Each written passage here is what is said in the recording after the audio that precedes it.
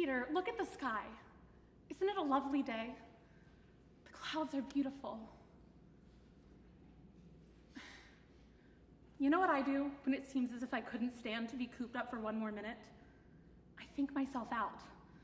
I think myself on a walk in the park where I used to go with Pim, where the jonquils and the violets and the crocus grow down the slopes. You know the most wonderful part about thinking yourself out? You can have it any way you like. You can have the violets and the roses and the chrysanthemums all blooming at the same time. It's funny. I used to take it all for granted. And now I've gotten crazy with just about everything to do with nature. Haven't you? Oh, I wish you had a religion, Peter. Oh, I don't mean you have to be orthodox or believe in heaven and hell and purgatory. Just some religion. Doesn't matter what. Just to believe in something. When I think of all that's out there, the trees, the flowers, the seagulls, when I think of the dearness of you, Peter, and the goodness of people we know, all risking their lives for us every day, when I think of these good things, I'm not afraid anymore. I find myself and God and we're not the only people who have had to suffer. There have always been people that have had to. Sometimes one race, sometimes another, and yet, I know it's terrible trying to have any faith when people are doing such horrible things. But you know what I sometimes think? I really think the world may be going through a phase, the way I was with Mother. It'll pass. Maybe not for hundreds of years, but someday.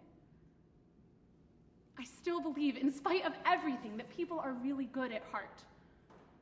Peter, if you'd only look at it as part of a great pattern, that we're just a little minute in the life. Look at us, going at each other like a couple of stupid grown-ups. Look at the sky now. Isn't it lovely? You know, Peter, it isn't the big troubles in life that require character.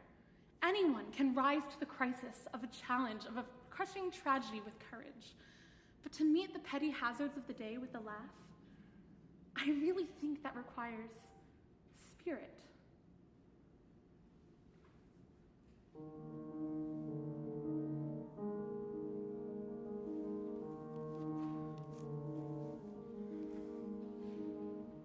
I've discovered the secret of happiness is learning how to glide. I've discovered the secret of happiness is just enjoy the ride. Don't let the journey be tainted by pride. And I've discovered the secret of happiness is not to mourn the past.